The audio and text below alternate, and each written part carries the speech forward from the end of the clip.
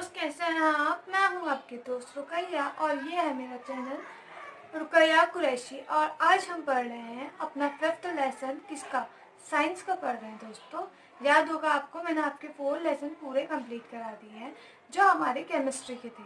अब जो है इसमें बायोलॉजी के हैं, देन फिर फिजिक्स, फिर उसके बाद environmental chemistry.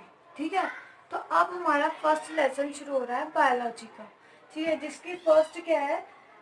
Fundamental unit of life या जीवन की मौलिक इकाई। ठीक है, इसमें हमारा फर्स्ट होता है जीवन की मौलिक इकाई में फर्स्ट टॉपिक है सेल। अब सेल क्या होती है दोस्तों? सेल होती है जिसे हम कहते हैं स्ट्रक्चरल यूनिट। ठीक है, स्ट्रक्चरल यूनिट क्या होती है? वो होती है जिससे हमारी बॉडी मिलकर बनी होती है। बेसिक, आपने एक घर बना रहे हैं आप, कमरा, और उस कमरे की प्रत्येक ईंट, हमें पता है कमरा किससे मिलकर बना होता है? ईंटों से। ठीक है, जो ईंट है वही हमारी एक तरह से सेल होती है। ठीक है, अब इसको किसने देखा था? सबसे पहले इसको देखा था हमारे 1665 में। किसने? रॉबर्ट हुक ने।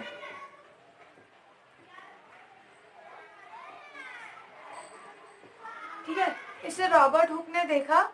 उन्होंने किसमें देखा? उन्होंने प्याज की पतली पतली झिल्लियां देखी थी, काटी। ठीक है, और उसमें उन्होंने अपनी सूक्ष्मदर्शी द्वारा देखा। उन्होंने कहा कुछ ऐसा स्ट्रक्चर से दिख रहा है, ये चैम्बर लाइक स्ट्रक्चर। तो उसे इन्होंने क्या कह दिया? सेल कह दिया। सेल का मतलब ही होता है छोटे छोटे कमरे, कोशिका का मतलब, और इसका मतलब होता है चैम्बर। ठीक है, तो उन्होंने कहा कि हमारी प्रत्येक सेल जो है, प्रत्येक कोई भी जीव जंतु, कोई भी कोशिका है, वो किससे मिलकर बनी है? सेलों से मिलकर बनी है। ठीक है, सेल से मिलकर बनी है। अब इन्होंने जो देखी थी वो देखी थी मृत कोशिकाएं। ठीक है, अब इसके बाद इन्होंने, आपको समझ में आया? ये जो होती है हमारी स्ट्रक्चरल यूनिट होती है। क्या? बेसिक,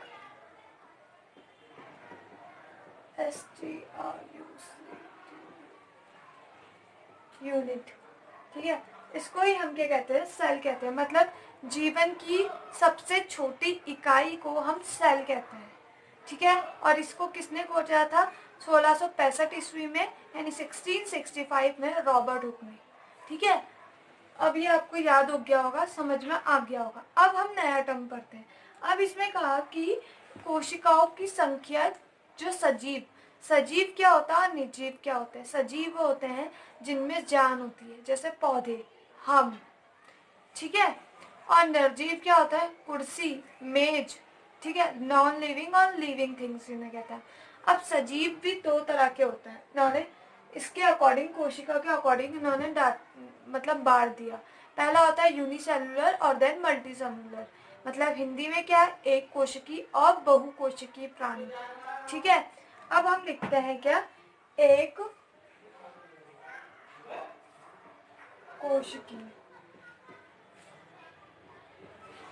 यानी यूनि।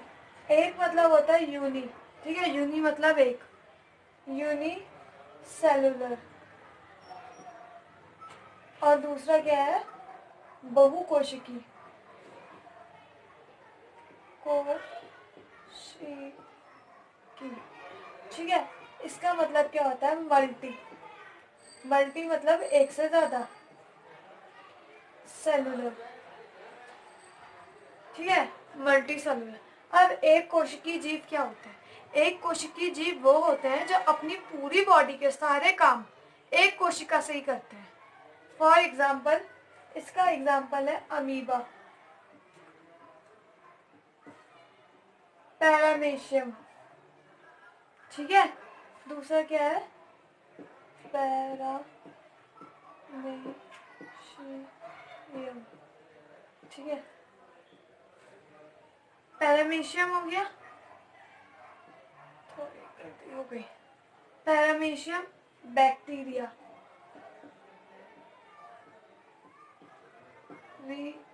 सॉरी, थोड़ी सी राइटिंग गलती सी करनी है। ठीक है, बैक्टीरिया। अब ये जो भी है, ये तीनों, अमीबा, पैरामीशियम और बैक्टीरिया, ये अपने सभी काम जो कर रहे हैं एक सिंगल सेल से क्या कर रहे हैं? कर रहे हैं। खाना भी उसी से खा रहे हैं। ठीक है, मूवमेंट भी उसी से कर रहे हैं फॉर एग्जाम्पल, ठीक है। और मल्टी सेलुलर हो गए हम जैसे लोग। अब हमें ह्यूमन को सांस लेने के लिए लंग दिए, एक अलग से ऑर्गन, ठीक है। खाना पचाने के लिए लीवर दिया है, ठीक है, जिसमें क्या होता है बाइल सेक्रेट।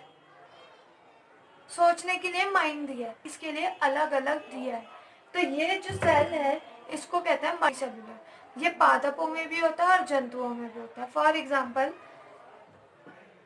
कवक, ठीक है, जंतु, पादप।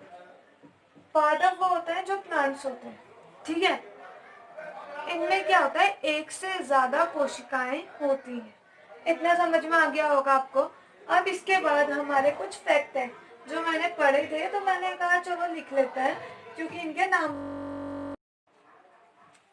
देखो दोस्तों, अब हमने पढ़ लिया था कि सेल थ्योरी किसने दी है। सेल थ्योरी दी थी 1665 में, किसने, हमारी और रॉबर्ट हुक ने। वैसे ही हमारे एक और वैज्ञानिक है जिनका नाम था लिविनहक ने कहा था कि उन्होंने भी देखी सेल को, पर उन्होंने देखी जीवित सेल को। जीवित सेल को उन्होंने देखी कहाँ पर, अपने घर के आगे जो तालाब था उसमें उन्होंने देखा कि काफी सारे सूक्ष्म जीव उपस्थित है। किसके द्वारा देखा होगा, सूक्ष्मदर्शी के द्वारा देखा होगा। अब इसके बाद जो आए वो थे हमारे रॉबर्ट ब्राउन, ठीक है, जिसने क्या देखा 1831 में देखी,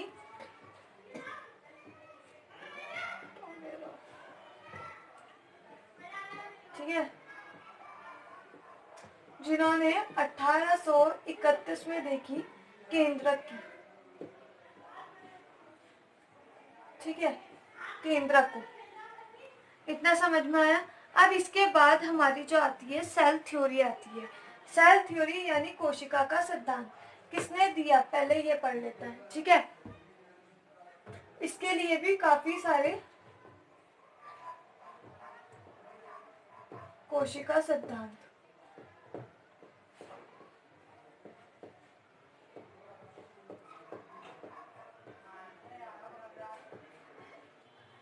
ठीक है, सेल थ्योरी।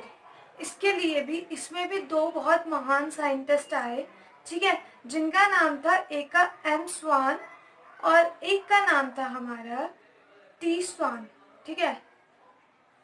एक का नाम क्या है, एम स्वीडन, और दूसरे का नाम है टी स्वान, ठीक है। ये दो साइंटिस्ट आए, इन्होंने भी अपनी एक सेल थ्योरी दी।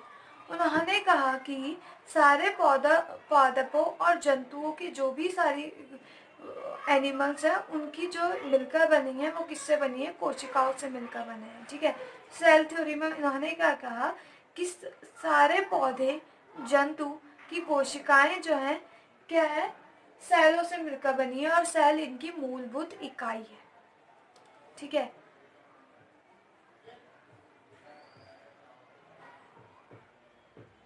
वो जंतु सब की मूलभूत इकाई, भूत यानी बेसिक फंडामेंटल यूनिट, इकाई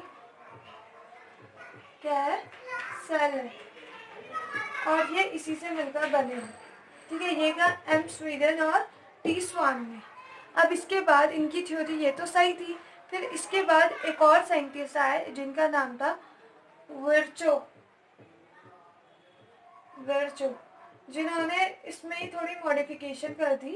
उन्होंने कहा कि सेल में कि हाँ सारे पादप और जंतु जो हैं कोशिकाओं से मिलकर बने हैं, पर वो सारी कोशिकाएं अपनी पुरानी कोशिकाओं से मिलकर बनी हुई हैं, ठीक है। जैसे हम अपने मम्मी पापा की सेकंड जनरेशन और हमसे पहले कौन है वो है, तो सेम उन्होंने भी यही कहा कि सारे जो पादप हैं कि जंतुओं की जो भी सेल है वो अपनी पूर्ववर्ती सेलों से मिलकर बनी है, ठीक है।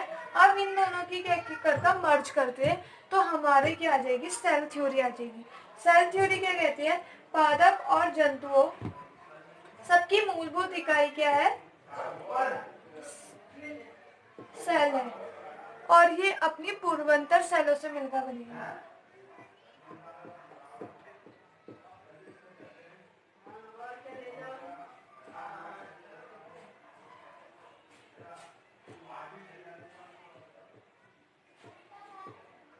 सेलो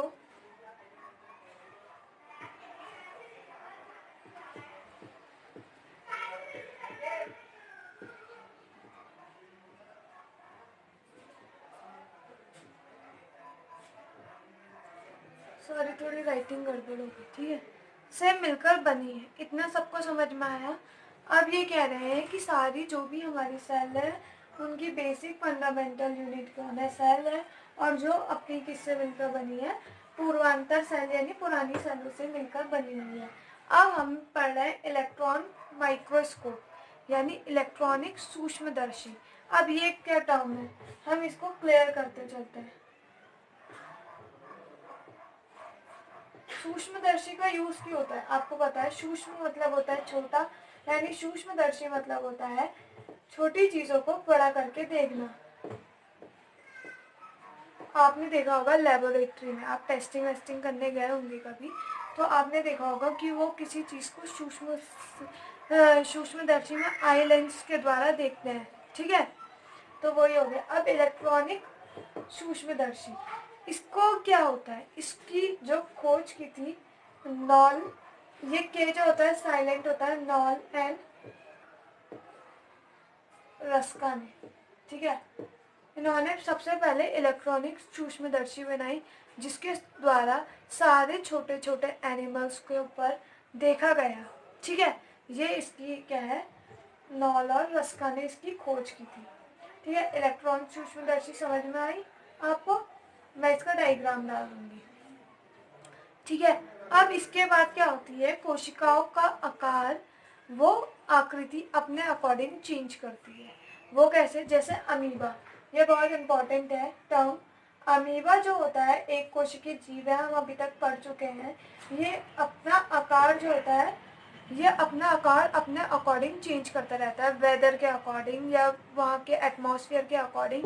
ये एक आकार में नियमित रहता ही नहीं है, ठीक है।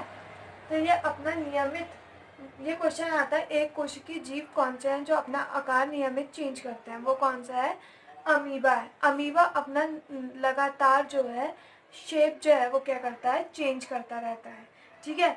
अब इसके बाद क्या, बहुकोशिकीय कोशिकाएं क्या होती है, बहुकोशिकीय यानी मल्टी सेलुलर ऑर्गेनिज्म, ठीक है। और ये क्या होता है, यूनिसेलुलर, और ये अपना शेप क्या करता है, चेंज, ठीक है। कभी भी ये अपना शेप फिक्स नहीं रखता है। अब इसके बाद क्या होता है, मल्टी सेलुलर यानी बहुकोशिकी,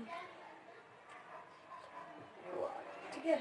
मल्टी सेलुलर, मल्टी सेलुलर क्या होते हैं, ऑर्गेनिज्म जो क्या होते हैं अपने सारी काम जो होता है अलग अलग सेल से करते हैं, और इन सेलों को क्या कहते हैं, श्रम सेल भी कहते हैं, ठीक है। या फिर इनमें क्या होता है, श्रम विभाजन होता है,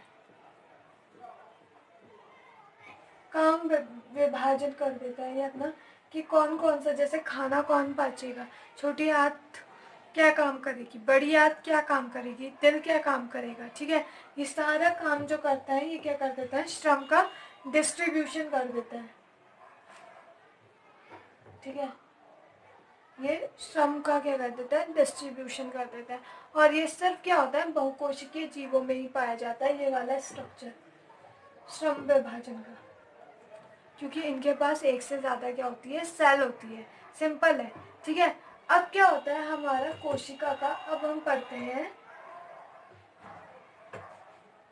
कोशिका, ठीक है। अब फर्स्ट हम देख लेंगे पादप कोशिका, कोशिका, ठीक है। अब क्या हमारा फर्स्ट पादप कोशिका, ठीक है। अब पादप कोशिका कैसी होती है, पादप कोशिका जो होती है ऐसा होती है तरह की, मैं रफ सी बना रही हूँ,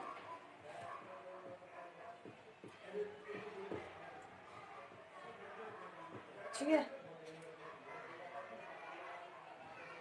अब इसकी मैं डायग्राम डाल दूंगी जल्दी जल्दी, मैं ऐसे इसको रफ बनाने का ट्राई कर रही हूँ। ठीक है, इसमें पादप कोशिकाओं में क्या होती है हमारी, इसकी कोशिका भित्ति किसकी बनी होती है, सेलुलोज की बनी होती है। अब सेलुलोज क्या होती है, आपने देखा होगा जो ग्रीन प्लांट्स होते हैं उनकी पत्तियां जो होती हैं हरी हरी सी दिखती हैं, हाँ वो किससे बनी होती है, सेलुलोज से। तो इनकी कोशिका भित्ति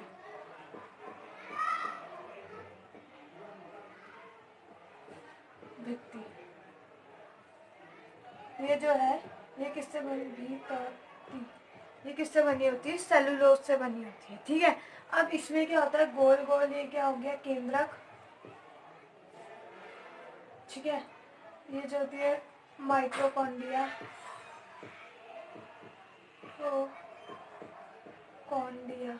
ठीक है, और ये जो इनका द्रव्य भरा हुआ है ये हो गया साइटोप्लाज्म, यानी का कोशिका द्रव्य। ठीक है, और इसके बाद अब क्या होती है इनमें,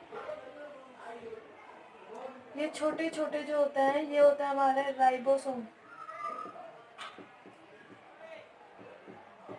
राइबोसोम क्या करते हैं, प्रोटीन फैक्ट्री की तरह वर्क करते हैं, प्रोटीन का फॉर्मेशन करते हैं। ठीक है,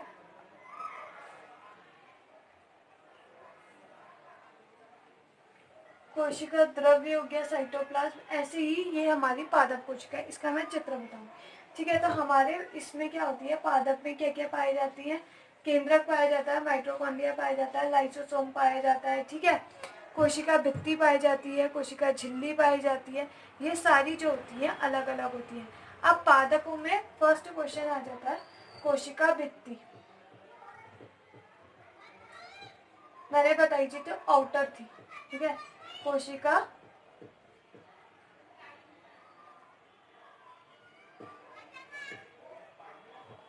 भित्ति, कोशिका भित्ति इसको कहते हैं शायद आउटर मेम्ब्रेन। ठीक है, तो इसमें क्या होता है कि ये जो होती है जंतुओं में पाई नहीं जाती है, ये सिर्फ पादपों में ही पाई जाती है। ठीक है, पादप क्या हो गया, आपके पेड़ पौधे, और ये किससे मिलकर बनी होती है, ये बनी होती है सेलुलोज से, जो आपके पौधों में भी पाया जाता है ग्रीन कलर का पिगमेंट, जिसके कारण आपके पौधे क्या करते हैं, ग्रीन कलर के दिखाई देते हैं। ग्रीन कलर के तो वो क्लोरोफिल के कारण दिखाई देते हैं, पर सेलुलोज भी होता है उसमें। ठीक है, तो ये क्या होता है, सेलुलोज जो होता है वो हमारी जो फोटोसिंथेसिस की क्रिया होती है, यानी जो फोटोसिंथेसिस क्या होता है, सूर्य की प्रेजेंस में खाना बनाने की जो क्रिया होती है उसमें हेल्पफुल होता है। तो सेलुलोज के कारण क्या की बनी होती है, और सेलुलोज जो होता है बहुत मजबूत होता है। ठीक है, सेलुलोज की बनी होती है और ये जंतुओं में नहीं पाई जाती है। ठीक है, और इसमें क्या होता है, इसके एग्जाम्पल क्या है, पौधे, कवक, ये सब इसके एग्जाम्पल है। ठीक है, और ये जो बाहर की होती है मेम्ब्रेन ऐसी, ये यहाँ पर पाई जाती है, ये आउटर मेम्ब्रेन है, तो ये हमारी क्या देगी, प्रोटेक्शन देगी। तो ये हमारी क्या कहती है, सेल को प्रोटेक्शन देती है। जैसे हमारी स्किन है, ये हमारी क्या है, मेम्ब्रेन है, एक तरह से प्रोटेक्टिव लेयर है। वैसे ये जो होती है कोशिका झिल्ली जो होती है, ये भी क्या करती है, भित्ति, ये क्या करती है, इसको प्रोटेक्शन प्रोवाइड करती है। किसको, ये सिर्फ किसमें पाई जाती है, पादप में पाई जाती है। अब इसके बाद क्या हेडिंग है हमारी, कोशिका झिल्ली।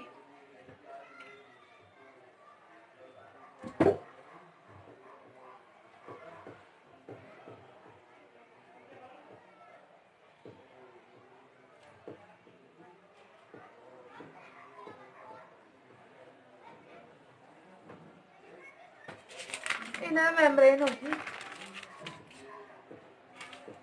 ठीक है, कुछ ऐसी होती है कोशिका झिल्ली। अब कोशिका झिल्ली क्या होती है, ठीक है, कोशिका झिल्ली में क्या होता है, ये हमारी क्या होती है, ये आउटर मेम्ब्रेन होती है, तो ये क्या होगी, अंदर साइड होती है, तो ये क्या होती है, इनर मेम्ब्रेन होती है। ये भी क्या करती है, प्रोटेक्शन प्रोवाइड करती है, और ये क्या होती है, जंतुओं में पाई जाती है, तो ये जंतुओं का सबसे बाहरी होती है। ठीक है, मेम्ब्रेन, तो ये आउटर मेम्ब्रेन की तरह भी वर्क करती है, किसमें, जंतुओं में। और पादप में तो आउटर और इनर दोनों मेम्ब्रेन पाई जाती है। ठीक है, ये समझ में आया आपको। और इसकी क्या होती है, ये किसकी तरह, बाहरी परत की तरह किसमें वर्क करती है, जंतु कोशिका में। और ये यहाँ पर, और वैसे पादप कोशिका में किसकी, इनर मेम्ब्रेन की तरह वर्क करती है। ठीक है, अब हमारे क्या है,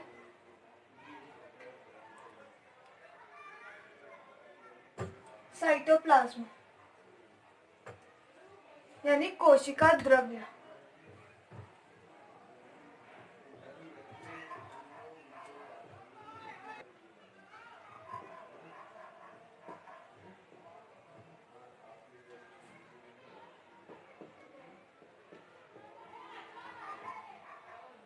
कोशिका द्रव्य यानी साइटोप्लाज्म। अब ये हमारी थी पादप कोशिका। ठीक है, इसके अंदर जो भी पदार्थ था लिक्विड फॉर्म में, ये सब हमारे क्या होता है, साइटोप्लाज्म।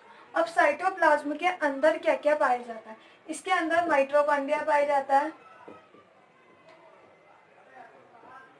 दिया। ठीक है, जिसको हम power house of the cell कहते हैं, आगे पढ़ेंगे। इसके अंदर राइबोसोम पाया जाता है, बोसोम। इसके अंदर क्या पाया जाता है, केंद्रक यानी न्यूक्लियर केंद्रक। इसके अंदर पाया जाता है लाइसोसोम, जिसको हम सुसाइड बैग भी कहते हैं, सोम। इसके अंदर पाया जाता है ईआर, एंडोप्लाज्मिक रेटिकुलम, अंतःप्रायदीपी झिल्ली। ठीक है, एंडोप्लाज्मिक रेटिकुलम। एंडो मतलब होता है अंदर, ठीक है, इनर साइड। तो इसमें क्या क्या पाया जाता है, जो कोशिका के अंदर द्रव्य में जो भी पाया जाएगा वो सब क्या आएगा, साइटोप्लाज्म के अंतर्गत आएगा। ये आपको ध्यान रखना है। अब हम इसको कल को करेंगे पूरा कंटिन्यू।